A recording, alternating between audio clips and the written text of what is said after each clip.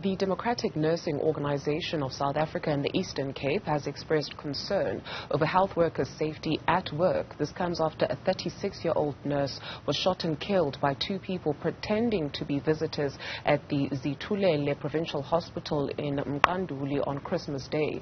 Denosa is calling on the Eastern Cape Health Department to tighten security at hospitals. And a year ago, a nurse was fatally stabbed at the hospital's nursing home. It is also worth noting that a similar incident took place at Tembisa Hospital in Gauteng earlier this year, where a nurse was shot and killed at the facility.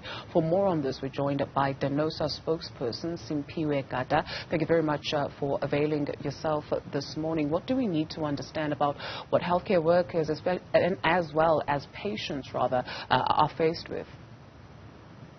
Well, thank you, Dudu, for inviting us, and afternoon to all the viewers. And also, we'd like to also take this opportunity again to say, our profession is in deep trouble. We are also mourning the death of our colleagues at Tambo Memorial Hospital and also the incident in Eastern Cape. So we want to take this time and, ask the country to join the nursing profession in the mourning process. Well, the issue of the gun killings in our hospital is a major problem, and in fact, it exposes the lack of security in our facilities, and it also exposes that the corruption that goes on as far as the security companies are concerned is worrying us, because we have long called for the insourcing of security in our facilities, because it doesn't make sense why we're not insourcing security and employ people directly, train them and make sure that we equip them. This exposes that these security companies who are guarding our facilities, they are just there for the owners to keep invoicing and steal taxpayers' money without doing the job. Because to explain to me, how does an ordinary citizen get into a hospital with a gun? We all know that hospitals are gun-free zones. In the case of Tembisa, it was different. The man was a police officer. But how does a visitor get into the facility? It exposes the gaps that are there. And the only solution, we keep saying that, is to ensure that you've got metal detectors, you've got, proper systems that are checking people who enter the facility, especially visitors, in all our facilities. But in the main is to create decent work, decent jobs, by making sure that government employs these securities directly, so that they are trained by government, because we believe that our police force can assist us in training these security guards for employment by government, because as things stand, the owners of the security companies are doing as they please. I'm talking to you right now also. We also have a problem at Baragwana Hospital. You saw the stealing of the copper, which led to patients being moved from ICU to other areas, which compromise, the lives of patients, all because of security. So we don't know what it would take for government to understand that the current system of insourcing is not assisting us, is not assisting patients, is not assisting the healthcare staff that are in these facilities, and the only solution is to insource. Simphiwe, just remind us about the 36-year-old nurse who worked at Zithulele Hospital in terms of what happened. We understand that the two suspects actually dragged her outside, and then what happened? Well, we are, from the information we're getting, is that these two people posed as as people visiting a patient, and they're looking for this nurse whom had knowledge of a particular patient they were looking for. And then they dragged her from the corridor outside. Even that happening is a challenge. How do you drag a healthcare worker from inside the ward to outside without the intervention of a security?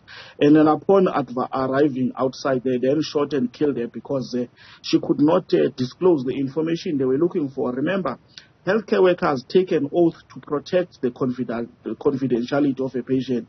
But at this stage, the police are also investigating more to find out what could be the real motive. What is it that they were looking for from this patient that they were looking for in the hospital? Because we believe that she was just caught, in the middle of a conflict that existed between these criminals who are at large, as well as the patient that is allegedly, admitted in that hospital. So at this stage, we still await the police to give us full details as far as the investigation is concerned.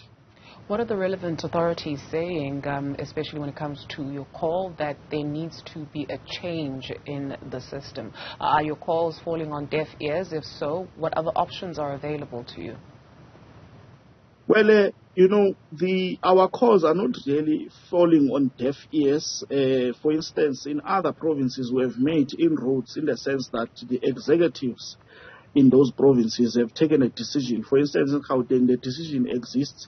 The process has already started in some facilities to enforce security, ensuring that we recruit qualified people.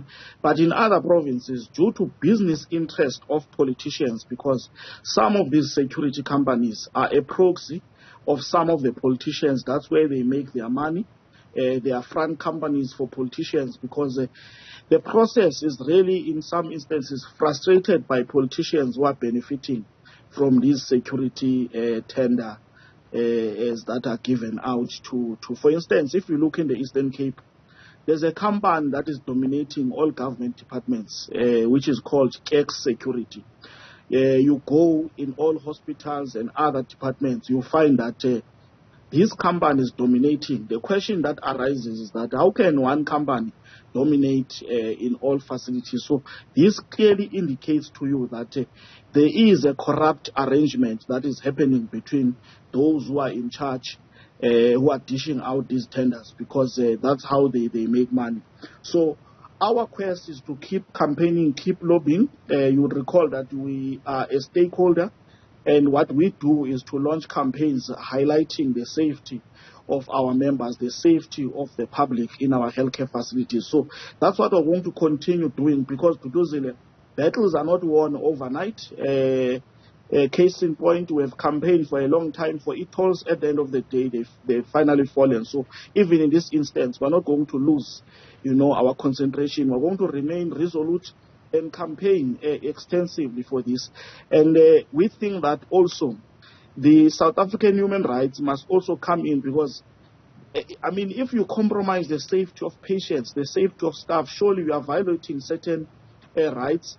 We'll also seek legal opinion around how do we, address this question. How do we, and is there an option for us to approach the courts to force government to really make it a priority, the issue of safety in our facilities? Simphiwe, have you approached the relevant authorities, the police, the Hawks, etc., especially with the allegation of corruption which is pointed to politicians that are benefiting unduly? Well, in our preliminary, our own investigations, like I'm indicating that some of these companies are a front. We have gone as far as checking who owns these companies, and some of the evidence is hidden, but the authorities within the departments have been alerted around what we believe in. Hence, I'm saying to you that because law is not our specialty, what we are going to be also exploring is to see what advice can we get from legal experts as far as approaching this matter is concerned. Simphiwe Gada speaks for Nursing Union Denosa. Thank you.